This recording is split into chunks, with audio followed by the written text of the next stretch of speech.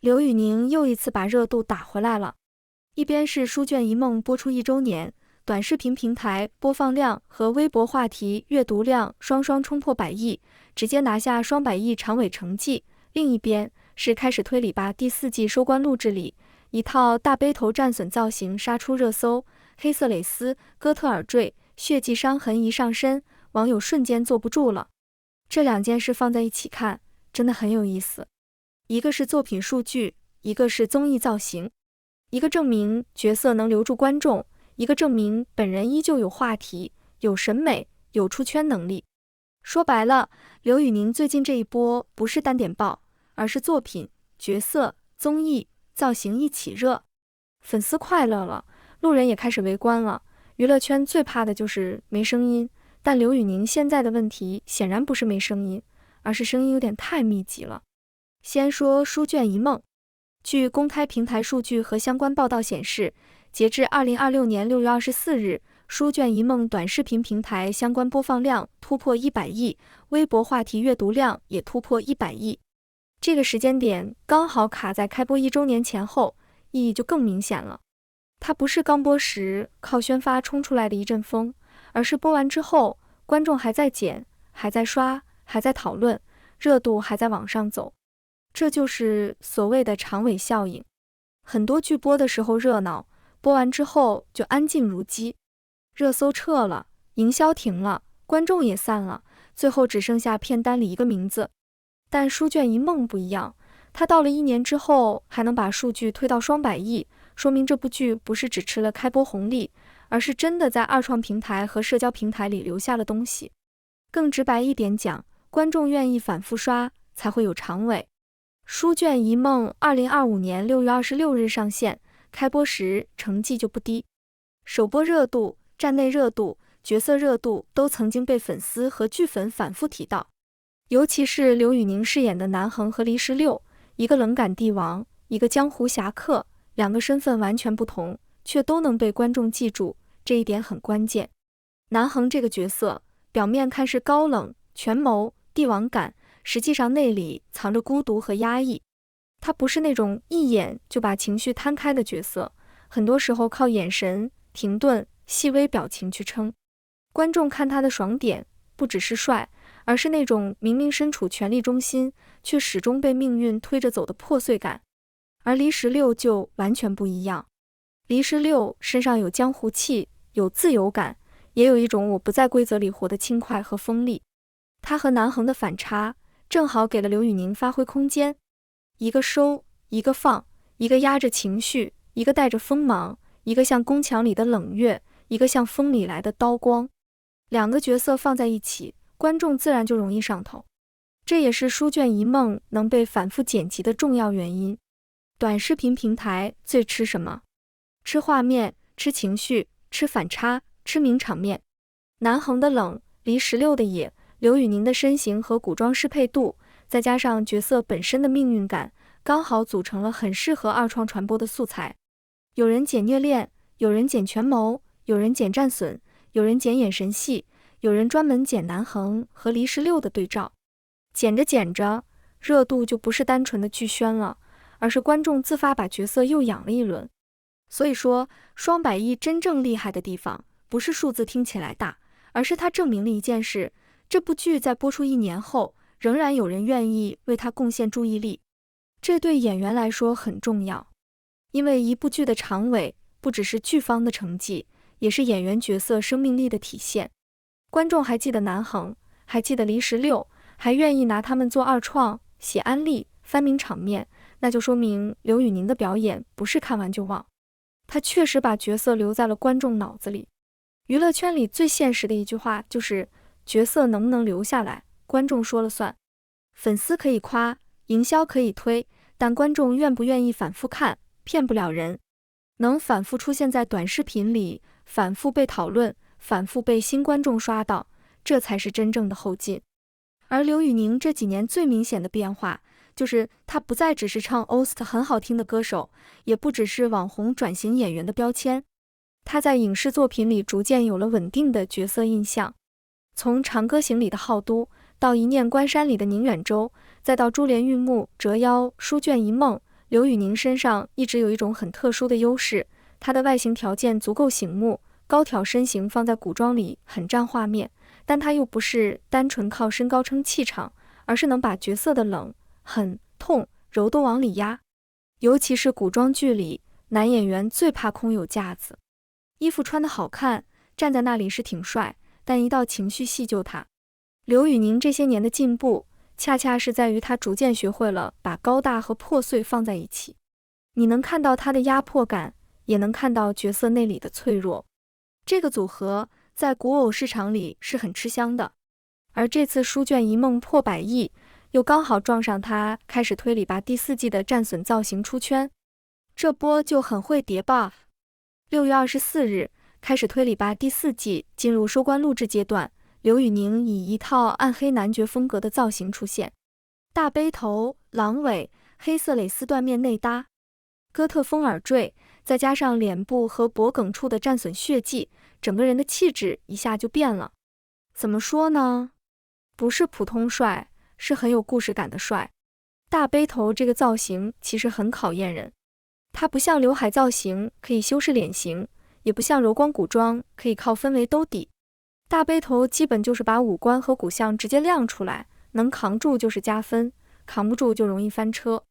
刘宇宁这次偏偏扛住了，而且还把冷感、贵气、危险感都撑起来了。难怪网友会叫他暗黑公爵、古堡主人、黑夜男爵。这几个词听起来很中二，但放在这套造型上还真挺贴。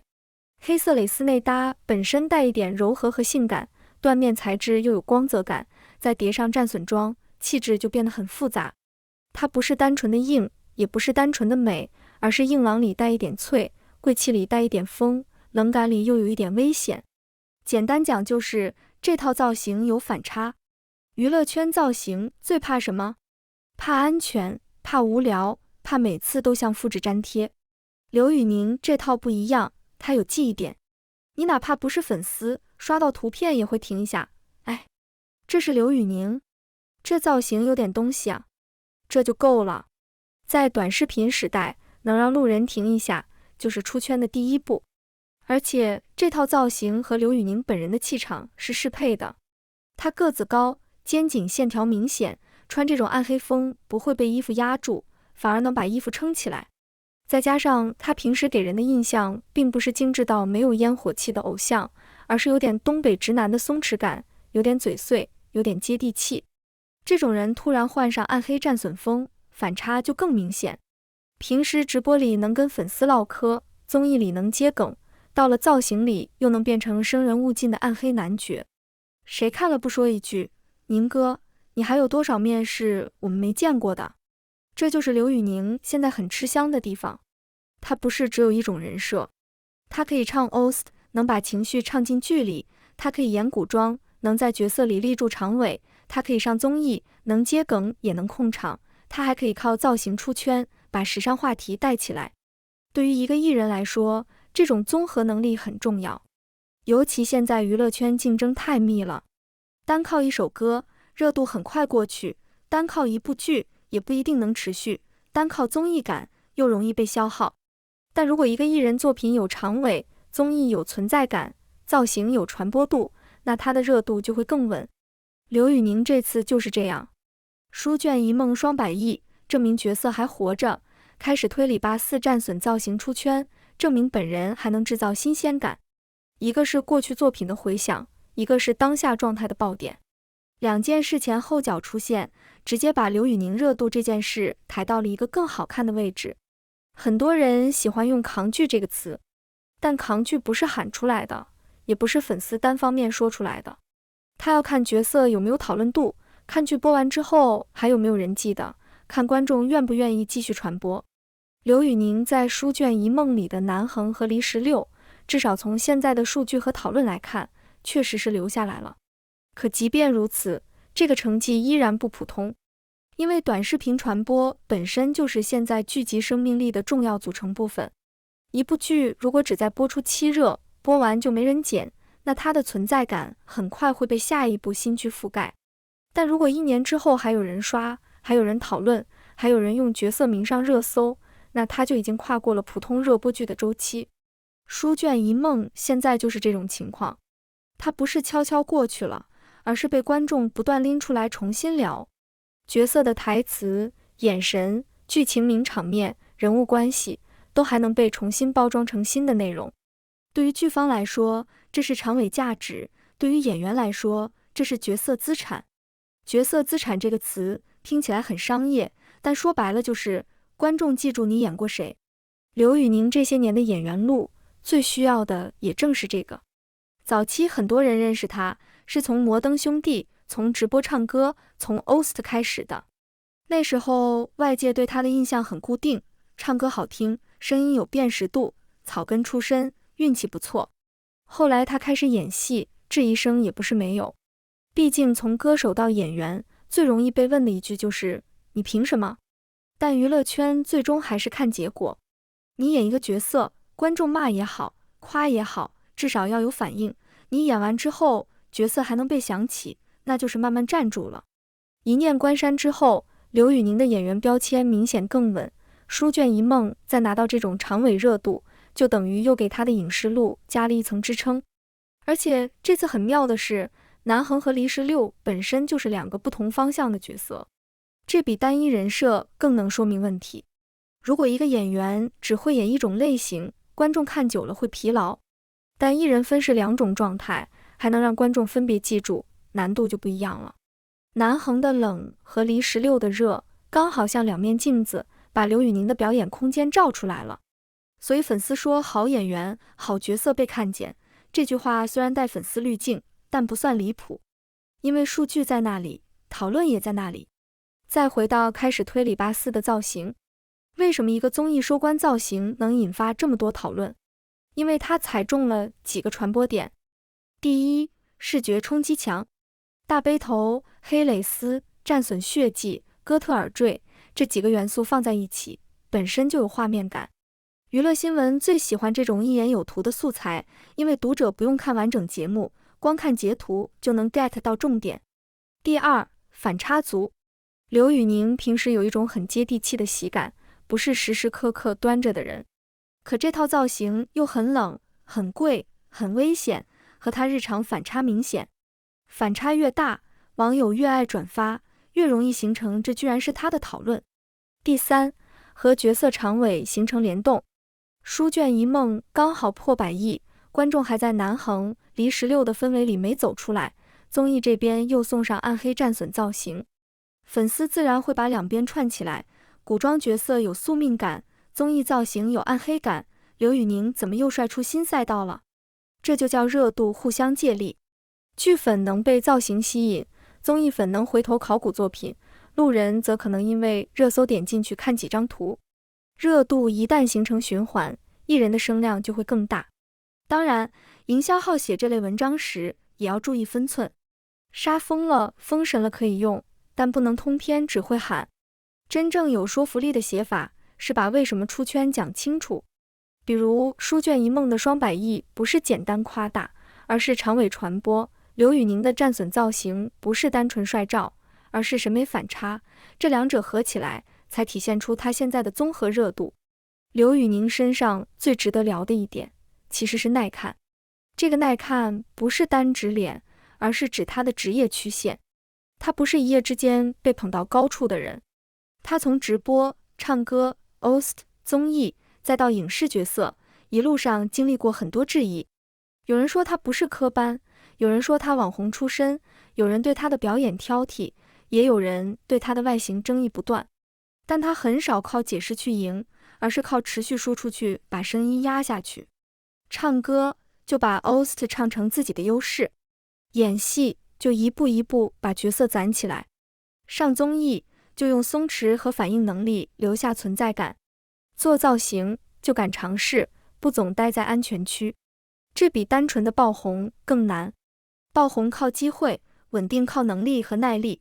现在看刘宇宁，最明显的变化是他的艺人拼图越来越完整，歌手身份没有丢，演员身份在增强，综艺感也在积累，时尚造型又开始被更多人讨论。对于一个从直播间走出来的艺人来说，这条路走到现在，不是简单一句运气好能概括的。更何况观众其实很现实，你可以靠新鲜感让大家看你一次，但没办法靠新鲜感让大家看你很多年。刘宇宁能一次次回到热搜和讨论里，说明他身上确实有持续被消费、被观看、被解读的点。